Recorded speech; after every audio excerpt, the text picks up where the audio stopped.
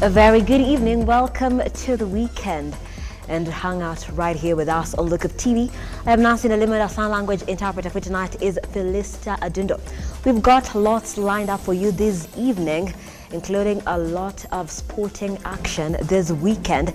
But before we get into any of it, here are our top stories. Tonight on Lookup Weekend. Several people, both protesters and bystanders, were targeted for violence by the police in their homes. LSK threatens legal action against Azimio and Kenya if they do not take any responsibility for the protest victims. The Law Society of Kenya files a petition challenging the enactment of the Finance Act 2023, terming it unlawful and unreasonable. President Ruto will launch various projects aimed at improving the quality of the lives of the people, in line with the government's bottom-up economic transformation agenda. President William Ruto is set to start his 5-day tour of the Mount Kenya region starting Saturday. Fadhali uliwa tukisikia lakini tulikuwa hatuna jinsi. Fadhali uliwa tukisikia kabisa. And police in Kakamega detain a woman suspected of killing her husband. Once more, welcome to the broadcast. This is Look Up Weekend, and stay with us as we bring you up to speed with stories that are making headlines today. You can stream this live broadcast across all our social media platforms, where we are at Lookuptv on Twitter, Lookuptv on Facebook, and Lookuptv on our YouTube channel. Do let us know as well where you are watching us from. I'll be sampling some of that in the course of this broadcast. Let's begin. A report released on Wednesday by different organizations indicates that at least 24 people have so far died, with 10 dying in Kisii and Kisumu counties between the dates of 19th to 21st of July this year, as a result of the anti-government protest. The report was compiled by the Law Society of Kenya, Kenya Medical Association, and Amnesty International. LSK President Eric Theory now says they will take legal action if Azimio and Kenya do not take responsibility for the protest victims. The anti-government protest left a trail of destruction and death. A report by the Law Society of Kenya and Amnesty International now reveals that at least 24 people died as a result of police brutality in the Nyanza region. The reports reveal that most of the victims had bullet wounds and a few cases of blunt force trauma. Collectively, across the 3 cycles of protest, we have documented at least 24 cases of death, and 41 people experienced serious injuries following fights with, or rather violent breakup of the protest by the National Police Service, and this is just across Nyanza and Western counties. In Kisumu alone, a total of 107 people assaulted by police were attended to at different hospitals across the county, with 47 of them having serious gunshot wounds, while 16 others are still recuperating in a hospital, including a minor who was shot 9 times. We also documented that about 11 police officers were injured during this period, and they received medical treatment. The regrettable incidents where 2 brothers said to have been removed from their Nyalenda home, and they were beaten up by police. The society is threatening to take legal action against the Kenya Kwanza and Azimio One Kenya coalitions if justice is not served for the victims. Now, with regards to the way forward, now we'll be looking at it on a 2-pronged manner. We will seek for accountability from the police with regard particularly command responsibility by the IG. He is responsible for the National Police Service, and so it is his responsibility to ensure that the police act within the ambit of the law, and no one is above the law. Secondly, we'll also pursue compensation for the victims. The Kenya Medical Association has also raised an alarm on police brutality, accusing the officers of tampering with evidence. This, as they say, is based on the cases they have examined. Ramugi Oginga Odinga Teaching and Referral Hospital being tear-gassed on one of the Maandamano days. We also received reports of ambulances being attacked, being stoned and vandalized. We had an ambulance driver that was dragged out of his ambulance and injured. We've also had reports of facilities that had to be closed because the healthcare workers were not able to have safe passage to provide services in those facilities. So these are all matters of grave concern, and I believe that we'll have more detail in the final report. Amnesty International is calling on the government to depoliticize the police as they cast incidences in Kisumu where police arrested children and demonstrators and released them 3 days later without arraignment. To talk about this because accountability cannot be negotiated in a democracy. The National Police Service Act is clear on how police need to conduct themselves. Lobbyists led by the Law Society of Kenya and the Kenya Medical Association are now calling on the government and the opposition side to ensure that it compensates all victims of the post or anti-government demonstrations, or else it moves to the court. Stanley Lugaria, Lookuptv, Nairobi. Thank you, Lugari, for that story. Moving on, the Law Society of Kenya has filed a petition challenging the enactment of the Finance Act 2023, terming it unlawful and unreasonable. The legal society is opposing the introduction of the Affordable Housing Levy, stating that the law made no sense and threatens the social economic interest of Kenyans against the principle of social justice. LSK has submitted a petition in court against the implementation of the Financial Act of 2023, saying that it is against the law and the Constitution of Kenya. So what we have done is that we have gone to court to seek to stop the implementation of the order as has been directed by the Minister of Lands and appointing KRA as the collection agent. We have also sought in the same petition that our application, which we had filed earlier, seeking to stop the implementation of the housing fund, be heard before the court can determine the question of the validity of the housing fund. And so the application is already before court, so we will wait for court to give directions. But that is the reason why we have had to move to the court to seek. LSK says that the implementation of the new law will be more burden for Kenyans who are already suffering due to the high cost of living. This case comes 1 week after the Courts of Appeal removed the order that was placed by the High Court to prevent the implementation of the Finance Act. All employees will be subject to salary deductions from the end of August this year to pay 1.5% housing levy. This comes at a time when the government has begun to implement the act following an announcement that salaried employees will pay housing levy deductions from July 1st, 2023. Seen the notice that has come from the Ministry of Lands indicating that the fees would be backdated to the 1st of July. We find that as an act of impunity because from the 1st of July, there were court orders that stopped the implementation of the fund. And so therefore, considering that this is a levy that is collected on salaries from the period of 1st of July have already been paid. So therefore, how do you collect and backdate it? It is creating an unreasonable strain on employers who have already paid salaries, because that means that they must get that money from their own pocket. The employees who have already been paid have used that salary.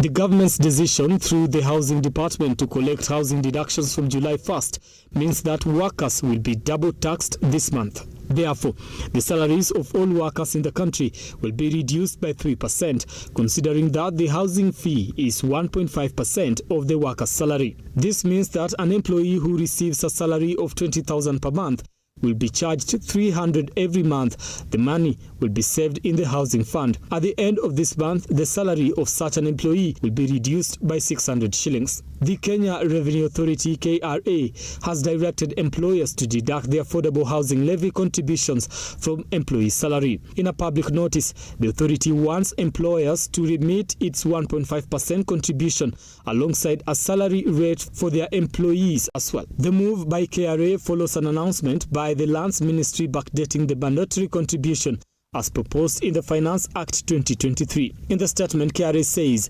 KRA wishes to further clarify that all employers are required to declare the AHL under Sheet M of the payee return on iTax and generate a payment slip under the tax head Agency Revenue and tax subhead Housing Levy and make payments at KRA agents, banks or mobile money, the authority stated in a notice. KRA further indicated that employers who fail to remit the deductions shall be liable to payment of all penalty equivalent to 2% of the unpaid funds for every month until they comply with the law. Brian Amwai, Lookuptv, Nairobi. Thank you, Mwai, for the details. Moving on, President William Ruto is set to start his 5-day tour of the Mount Kenya region starting this Saturday. The president will be commissioning projects, sharing meetings with the Mount Kenya leaders, as well as addressing the wananchi in the region. And as they'll wrap up his tour on Wednesday next week. During his tour, President Ruto will launch various projects aimed at improving the quality of the lives of the people, in line with the government's bottom-up economic transformation agenda. This agenda will keep on repeating and reiterating, as the President says, prioritizes bringing down the cost of living, eradicating hunger, creating jobs, expanding the tax base, improving our foreign exchange balance and promoting inclusive growth through interventions in 5 core sectors of agriculture, MSMEs development, housing and settlement, universal health coverage, and digital superhighway and creative economy. The development tour begins tomorrow on Saturday, 5th August 2023. The President will kick off the tour in Githurai, Kiambu County, where he'll commission the Githurai Water Supply Project. The project will supply about 35,000 cubic meters of water per day to serve over 500,000 residents of Ruiru, Githurai, Mwihoko, and Kahawa, and will provide water connections to about 8,400 people. Also on Saturday, President Ruto will commission the redevelopment of Githurai Market. This comes just 3 days after the State Department of Housing and Urban Development, as you all witnessed, advertised for the construction of 72 markets across the country. The President promised to build a total of 400 markets over the next 3 years to fulfill his commitment to Mama Mboga and dignify their hustles by providing them with modern markets across the country. Later on Saturday, the head of state will commission the Kagio Water Supply Project in Kagio Town, Kirinyaga County. He will also commission the upgrade of the 42.5 kilometer Marua Kwa Wambui Road. And away from that, the national government is staring at a total shutdown of key functions as the pending bills backlog in various ministries continues to increase to a crisis level. Treasury Principal Secretary Chris Kiptoo has now demanded that all principal secretaries in various ministries fast-track the clearing of the pending bills to avert a looming economic meltdown. Kiptoo has, however, warned that he will not extend the period within which the bills ought to have been paid in full, and that any principal secretary who will still be having pending bills will not be allowed to commission a new project. Our reporter Henry Tende with more. A surge in pending bills in various government ministries is proving a headache for the national government, with such bills that are yet to be fully settled, making it hard for the government to run its key functions. Treasury Principal Secretary Chris Kiptoo has now demanded a response from all the accounting officers who are principal secretaries to pull up their socks and ensure all the bills are cleared. Pending bills are now a matter of national interest to the government and our nation due to various reasons, including business shutting down, jobs being lost, lenders suffering, increase in non-performing loans, poverty increases, thus leading to dwindling of individual and national savings and economic growth. The effects of the backlog of pending bills on economy cannot be downplayed. If the bills are not cleared in time, the national government will not be in a position to secure loans to fund key projects. The tax collection through the IFMIS platform will also be adversely affected, crippling the economy. The direct consequences eventually being government is hit by delays in tax incentives leading to fiscal imbalances and reduction in borrowing capacity by government. this concern by breaking the vicious cycle of pending bills in government in order to resuscitate our economy. But the Treasury will not allow the country to travel that route. Treasury PS Kipto is now demanding individual responsibility from every principal secretary to fast-track the process of clearing the bills, with a warning that any further delay will be punished. Accordingly, the National Treasury will not allow, new commitments for works, goods and services in the current fiscal year until each accounting officer has cleared any outstanding pending bills. This has been a recurring problem in government. Going forward, the government will demand that all pending bills are cleared by June of every year. Treasury will configure its means to deny accounting officers the functionality that would allow MDS to initiate new procurements or commitments by 1st of June every year moving forward. The government has additionally invested in system upgrade of the IFMIS platform to ease the process of clearing the bills. These fiscal reforms are the precursor to the full adoption of accrual accounting in the public sector, which is a key pillar in ongoing public finance management reforms. All the principal secretaries will be required to learn the new system in order to effectively deal with the demands of settling the bills. While we also aim to enhance oversight by National Assembly and county assemblies, Kenyans will, in turn, immensely benefit and be grateful when there is certainty in the administration and management of their assets. The government will be hoping these efforts will bring normalcy in bills management to enable it effectively function. Henry Tende, Lookuptv. And we'll take a very fast break here on the program. Remember, here on the weekend, we've got lots lined up for you right after this.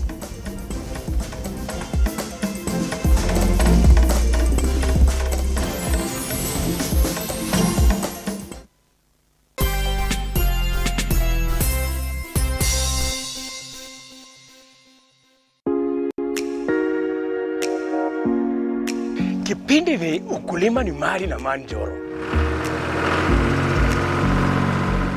Every Sunday, saa 10.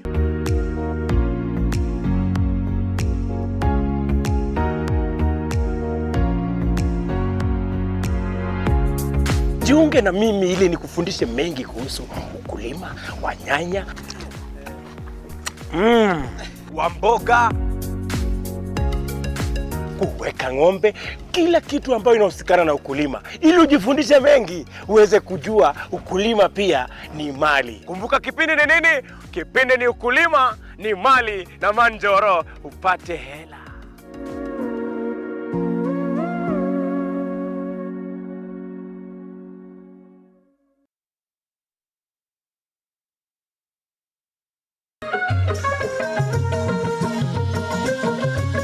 Karibu mtazamaji kwenye kipindi cha jamii na itikadi. Kaini kitako tuna mengi. Mapenzi yanapoanza watu huitana bebi na majina mengine matamu, lakini baadaye penzi linapogeuka na kuwa shubiri, mtu anafikia kwenda kumtafuta mke mwingine. Itakuwaje? Yule wa kwake nyumbani labda hajamridhisha. Ni sawa ama vipi Maliki? Dadangu, wanaume ni kama maembe. Huyu ni mwanamume atakuja abadiliki. Mwanaume mwenye wanawake wengi hata katika uchumba, kwenye ndoa ataendelea. Mtu na tabia yake hawachi. Ile umbo la kike likishaanza, kila kitu kishaanza kuwa mahali pake. Ningependa kukuona. Sijaenda mahali ambapo mimi nilisikia mtu ati huyu alikuwa shujaa, alikufa katika mstari wa mbele wa ndoa. Sijawahi sikia mimi.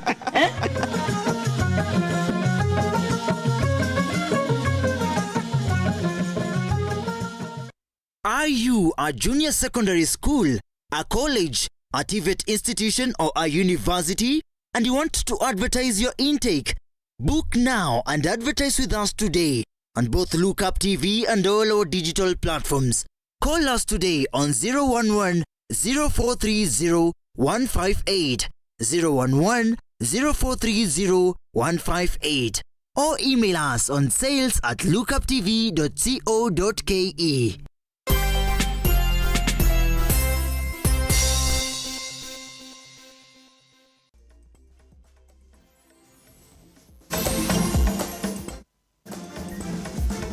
Welcome back. Thank you so much for staying with Look Up TV. This is Look Up Weekend. Nancy Nalima here and Felista Adundo on the sign language interpretation. Let's now cross over to the corridors of justice where 5 fraud suspects who were arrested at the Makadara Law Courts on July 31st were arraigned in court by Senior Principal Magistrate Gerald Mutiso, who granted Corporal Josephat Wafula of Buruburu DCI offices custodial orders to detain them for 14 days as they conclude their investigations.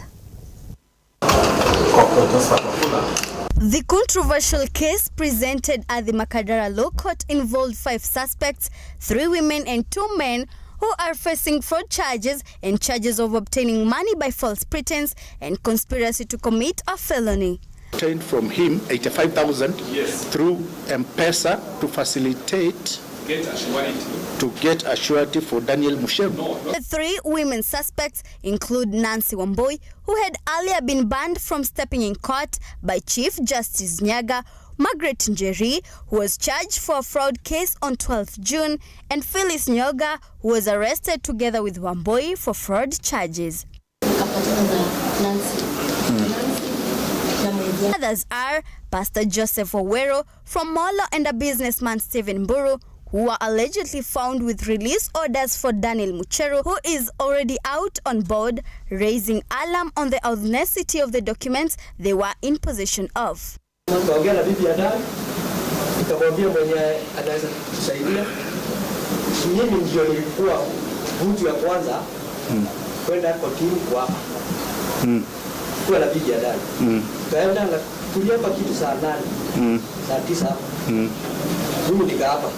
2 men in their defense claimed they had deposited their title deeds to stand surety for Mr. Mucheru, but later learnt that they had already been set free on 12 July, prompting them to appear in court on Monday to withdraw their surety where they were arrested.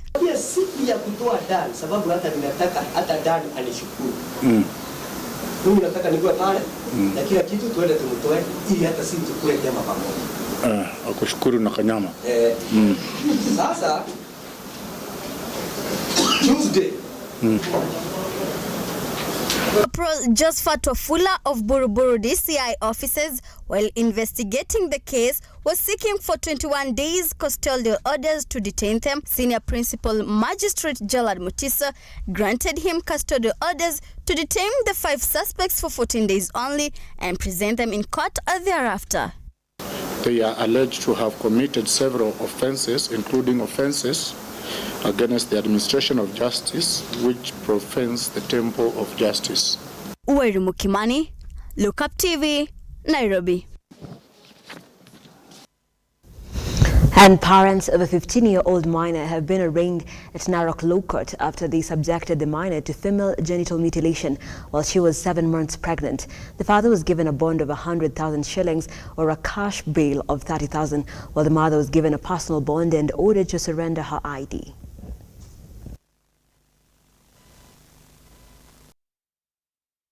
Dennis Kishoyan and Merisiana Kishoyan, the parents to the minor, were arraigned before Narok Senior Resident Magistrate Phyllis Shinyanda to answer to charges of subjecting their 15-year-old daughter to female genital mutilation while she was pregnant. Not from the evidence on record and from the accused persons themselves that they have grandchildren back at home whom they're not sure who is taking care of them. The circumstances are minded to set the bond terms. Accused 1 to be released on a security bond of 100,000 of Kenya shillings 30,000 cash bail.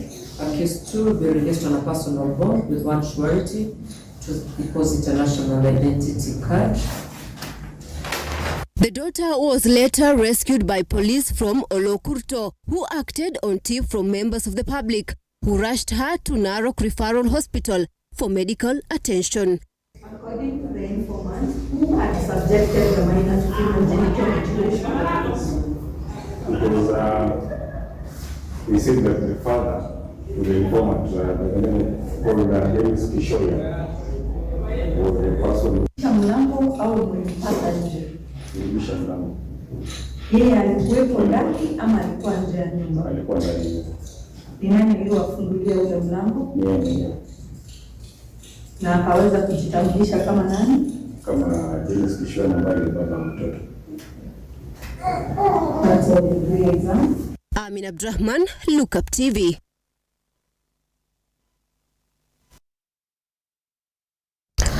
Now, a 47-year-old woman in Kakamega County is being detained by police officers on suspension of being involved in the death of her husband, who was attacked by thugs at night. The thugs attacked the family, killing the man of the house while locking the rest of the family in different rooms.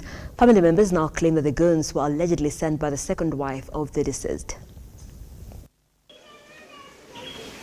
Rose Mwanje's second wife to the deceased has been detained by police officers in Kakamega County after the attack that happened at night, leading to the death of the husband. Tukashtukania kuna watu wameingia wawili. Mmoja alikuwa amevaa jaketi ya black, gumboots za black, alikuwa black na alikuwa mrefu. Mwingine alikuwa amevaa sweater grey, slippers, alikuwa si mfupi si mrefu, alafu mnono. Wakaingia wakaulizia mzee kwa wapi. Mzee alikuwa ameenda kulala, akatumanisha dadangu enda amuite. Kabla alienda kumuita akakuja akakaa kwa meza. Mmoja akamuuliza, "Unanijua?" Akasema, "Mimi sikujui." Akasema, "Nilikuwa nimetumwa shilingi 200.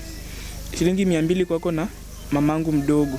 According to Samuel Busieke, Jocelyn Mwanje and Karen Onyago, the guns attacked them after they were hired by the second wife to the deceased. After some minutes to 8, tukasikia kama nyumba imetulia, tukasikia tu mlango hapa katikati kifungwa. Na mama akasema, hata kama tumekaa hapa, tuangalie penye baba yenu amefungiwa. Haya, mimi nikamwambia, kama unaenda uende peke yako. Mimi naenda nawe. Mara kwanza akakataa. Ndio mimi nikasimama nikamwambia tu nitaenda naye. Tukatoka, tukafika hapo sitting room. Tukaangalia kwa jikoni tukadhani pia wamemfungia, venye swali tufungia. Hatukumuona. Mama kaniambia, mimi naogopa kwenda huko kwa dining. Nikamwambia, waka unaogopa, acha niende. Nikaenda nikapata baba amelala chini, mimi nikadhani yako unconscious. Nikampendwa nikampata kama amekufa, damu ilikuwa isaidia huko. Fadhali uliwa tukisikia, lakini tulikuwa hatuna jinsi. Fadhali uliwa tukisikia kabisa. Sababu alikuwa anangorota mpaka anawauliza, "Kwa nini mnanifanyia?" Hata mtoto wake msichana akajaribu kuinuka akasema, "Hata kama amewakosea, simmusamee." Huyu akarudi tena akachapa huyu kofi. Akamwambia, "Utanyamaza ama nikuue?" Yeye akanyamaza sasa. Kakamega OCPD Valerian Obere said the accused is helping the police with investigations. However, whether she is found guilty, she will be prosecuted. Faith Bonareri, Lookuptv. And now in the counties, at least 207 youths from humble backgrounds in Isiolo County have a reason to smile after they completed free vocational training courses and were gifted free startup kits from Nawiri project being funded by the USAID. Speaking at the colorful event, Isiolo Deputy Governor James Lowassa assured the beneficiaries that the skills acquired will enable them to earn a living and fend for themselves and their families. It's a relief for the youths from needy households in Isiolo County after they transition from the training to actively serving and use their skills for the betterment of the community. The youths gained skills through the Nawiri project, which is set to help them establish themselves. Majina yangu ni Monica Ekiru. Langu ni kushukuru sana imradi ya Nawiri. Imetuwezesha sisi vijana kujua skills ambayo tulikuwa tunaiekelea hapo. Kwa majina ni Michael Epong. Na mimi nashukuru sana Nawiri kwa msaada wao. Elsewhere, residents from Bere Embu County are expected to benefit from the government project to build dams to curb the drought havoc in the area, which will go a long way in boosting food production in the region. Kwa hivyo tuendelee kujipanga ili tuweze kuvuna maji yatakayo tusaidia kwa mashule, kwa nyumba zetu. In Kajiado County, jubilant students and parents of Kisii Primary School had a lot to be thankful for. This is after the Kenya Ports Authority finally opened and handed over the fully equipped laboratory within the school, which will serve over 250 learners at a go. Wizara yangu kwa hiyo KPA nimepewa milioni 2.5. Sasa watoto wetu wana nafasi ya kutekeleza yale yanayofaa aswa katika mambo ya sayansi. Finally, the residents of Samburu have had to adopt on a zero grazing mode following drought which claimed large herds of cattle in the region. The new method will ensure there is efficient use of the scarce resources. Ukijaribu kuangalia saizi hapa hivi unaona ni jilali. Ile nyasi ambayo tunategemea ni kidogo na njaa pia ziko. Kevin Nyapara, Lookuptv.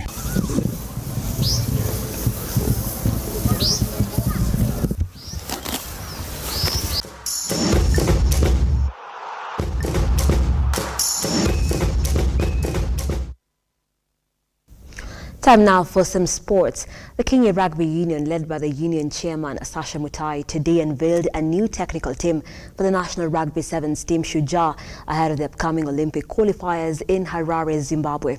The team will embark on a crucial journey of guiding the team's quest for excellence. Kevin Wambua has been appointed as the new head coach, taking over from Demaine McGrath. Wambua's first assignment with the national team will be to seek qualifying for the next year's Olympics in Paris, France.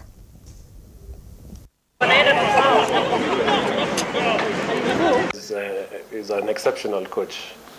He's been to New Zealand, he's coached Kenya women, he's been assistant coach, he's coaching his team, he's successful, he's talented, and now he's been given room to choose his team. The other issue before has been that head coaches are given their technical team. This coach has chosen his team. So for high performance, usually that's how it's supposed to work. If you looked at during the time of Mike Friday, Paul True, they all chose their teams. And those teams were even bigger than what was, who we contracted. Because I was And Josh Chisanga and Emmanuel Mavala, who are the founders of 48 Shred, are appealing for support ahead of the Mashujaa Fitness Festival scheduled in October this year. The festive is an annual fitness event organized by 48 Shred with the goal of bringing together athletes and fitness enthusiasts from across the East African region. The event will play a part in selecting the team which will represent the country in fitness championship in Cairo, Egypt. CrossFit so that ndakuwe better kwa sport zao na pia ni sport as itself, so that's why tunaiweka kama sport so that tunaweza compete international. Okay, so tuna plan kuleta teams kama 32, maybe more than 32 teams. So tuko na team ya wanaume na team ya wanawake, so wawili kwa kila team. Yeah. Okay, tuko na qualifiers. Okay, we've got the first round qualifiers. So first round ni watu wana compete wenye watakuwa the best 32 teams au ndio wata qualify. And then after that tuko na finals 20th of October. Yeah, hapo ndio tutakuwa na finali. I think from what we've seen as a nation, we're really good at being good at multiple things. So we could be the ones to provide the first African team to represent or even podium at the world stage. So that's the driving goal behind this tournament, so that we can identify those people, bring them together, so also the competition in the country can be of a high level, so we can compete with the likes of South Africa, Egypt and Morocco, because they're the ones who top the leaderboard every single time we talk about functional fitness. And to be honest, I think we have a fighting chance, and we just need to be educated about it and know that it exists and train for it, and I'm pretty sure we'll be a force to be reckoned with. Now, after missing the 2022-2023 FKF Premier League season, Kibra's Women's Circa has made a comeback in the Women's Premier after being crowned champions in the National Women's Super League. According to the club's coach Ramadan Vijago, the ladies are aiming to participate in the CAF Women's Championship. Our sports reporter Robert Chacha spoke to them at League Indogo Playground and filed this report. Okay, last season tulikuwa tumepanda ligi pia, kuko na hiyo rangosi ya Kiateka na FKF, of which wakasema hakuna promotion, so tulihave kurudia ligi. Kwa baadhi teams zilikuwa promoted, nikidhani tulikuwa kama team mbili pekee, team tatu tulikubali kurudi kwa league na kucheza. Ilikuwa sisi MTG na Mrangasil. Na ukitaka kujopea mambo ya Mungu, bado hizo sisi na Mrangasil tumebaki kupata promotion tena. Last season tulipata promotion na 1 point, the difference ilikuwa ni 1 point. Hii season tumepanda ligi, tumekuwa na 10 points, so inamaanisha pia wasichana pia walijikakamua kupata hiyo promotion. So tulikuwa kwa ligi sababu ya mdhamini, vitu zikakuwa mbaya, tukakuwa kwa ligi season moja, season ya pili tukakuwa relegated. Sasa tumerudi kwa ligi, tuna hope tutapata mdhamini na tujaribu angalau tuende CAF. dream yetu kubwa ni kwenda CAF. Hii ni kitu ina challenge wasichana kwenda CAF, ndio wamecheza ligi bila motivation, but motivation imekuwa yao ni kwenda CAF. At least ukienda CAF tuna hope either 2 or 3 players watapata team poa na waende. Ndio tu si lazima tuchange life ya kila mtu, lakini wale kidogo tunaweza kupata kuchange life yao inakuwa ni poa. Challenges ni mingi. Ukiangalia ligi ya mademi kuna challenges most sana, especially pande ya exposure, pande ya ya finance inatu challenge sana. Unajua kama sasa hii tumepanda ligi, napanda hapo juu kijua ni kuzuri, but napata kuna shida mingi, transport, walkovers na kwa mingi, sababu team haziwezi manage kukuja ma games, sababu teams most zinatoka mbali. So hizo zikiadresiwa. And the Football Kenya Federation is set to host club officials from 18 FKF Premier League clubs for club licensing workshop on Friday in Nairobi. The workshop is as a precursor to the club licensing process for the domestic season 2023-2024 and is aimed at sensitizing the clubs on the FKF draft regulations and also to getting feedback from them on the same.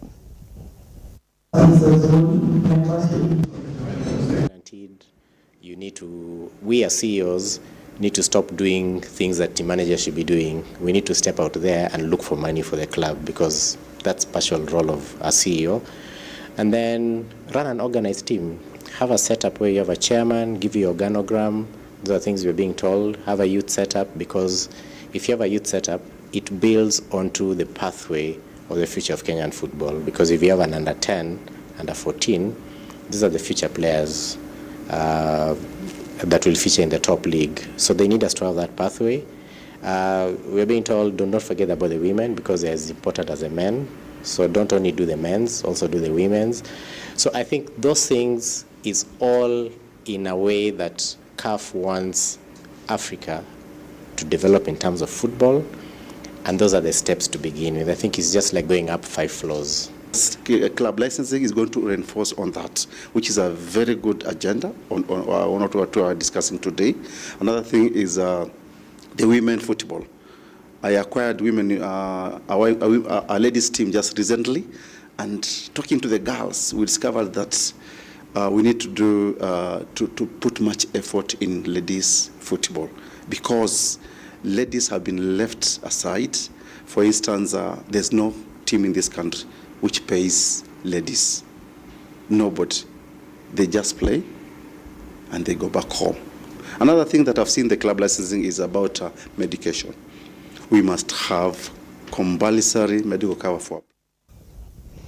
And sports stakeholders in Western Kisii County have come together to curb drug abuse and idleness among the youth.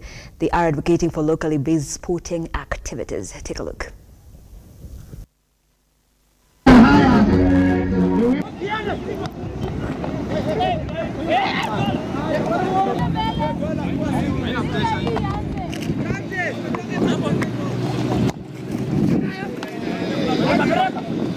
By the end of this tournament, kuna vijana hapa ndani watakuwa wamechukuliwa wamepelekwa kwa timu kadhaa. Hata tayari kuna teams zenye zimenipigia from Nakuru, zinatafuta goalkeeper, zinatafuta defender, zinatafuta wale players. So kwa hii tournament sasa wako hapa kunakili na kufuatilia mpaka mwisho vijana wenye wanaweza chukuliwa. Sasa ninaambia vijana ya kwamba cheza kwa bidii. Usicheze sababu wewe unataka kucheza. Cheza watu kuna wenye wanakuwa.